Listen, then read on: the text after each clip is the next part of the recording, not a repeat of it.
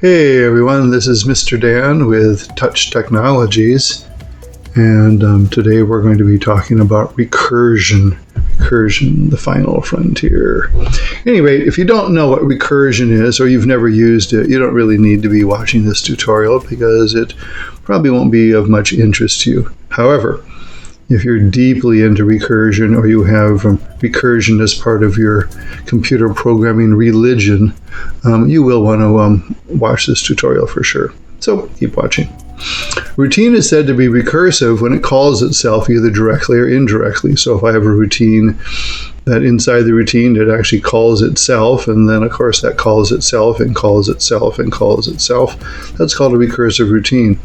You can also have a situation where a routine calls itself and then it calls another routine, which then calls another routine, which then calls the original routine. That would also be recursive. Those are recursive routines. Well, recursive routines are used really a lot when you're writing compilers and language processors and things like that. It's really rare for them to be used when writing business applications, like super rare. You can force an algorithm, I guess, of some sort that would require one, but very, very, very rare. Also, routines where recursion is something that they're going to be using, you can recode those routines using loops and other methods.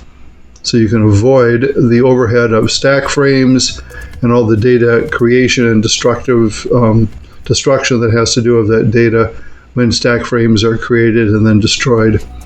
Plus, loops are almost always faster than using recursion, although recursion can look very, very elegant. One of the most famous ones is the Fibonacci series. You see that a lot when they're demonstrating recursion. Sheerpower does support routines that are recursive, which means you can have a routine that calls itself. However, you have to handcraft your own memoization techniques. Memoization is where partial results are stored into data arrays, and then those values are referenced by the recursion level that you're at. They greatly speed up recursion when you finally have to do it. Like for the Fibonacci series, if you're creating the first 80 Fibonacci numbers using standard recursion, that might take minutes, even on a super fast computer. And using memoization, it'll take maybe a 10,000th of a second. So we support it that way, but we do not support it in the traditional way. In particular, by the way, we don't create data frames, data stack frames. We do not create those. All right. The upside of this approach for handling recursion by Sheerpower takes full advantage of that, resulting in faster execution and immunity from buffer overflow hacking techniques, which probably a lot of you have heard of at least. Again, note, if you don't know what recursion is or you've never used it, feel free to skip this discussion. So Sheerpower's approach to recursion includes eliminating the need to create data stack frames whenever routines are called, also eliminating the allocation of private variables onto that stack, and the deallocation of private variables when the routines exit and the data stack frames are torn down. This is normally a huge amount of memory allocation, deallocation, lots of overhead, create some issues where garbage collection is necessary, etc. The elimination of data stack frames allows Sheerpower to provide significant runtime optimizations and enhance program security. Instead, Sheerpower has a separate return stack, which is created statically, by the way, and an exception handling stack that's used for exception handlers, if you know what those things are. This results in some really, really cool optimizations for Sheerpower. Major reductions in the number and frequency of memory allocates and deallocates, optimize memory handling. We don't have to do any garbage collecting at all in Sheerpower. We don't create a lot of garbage. And we reuse all kinds of allocations.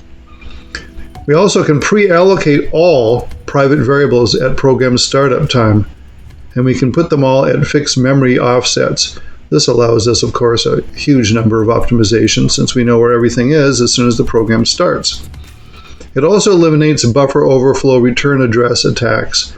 This is a typical hack because when you're using data stack frames, typically the data is on the stack and then there is a return address on the stack, and hackers will cause the program to overflow the data, clobber the return address with their own return address. Sheerpower has none of those problems. So that's recursion, and you may or may not. I'm interested in comments on recursion. There should be a lot, since since people are told in computer science that recursion is a must. And we're saying, well, you don't really use it that much in business applications. So we're eliminating the traditional method of recursion, which is the creation and deletion of data stack frames. So do leave comments. We're ready for them. And remember to subscribe. Thank you so much.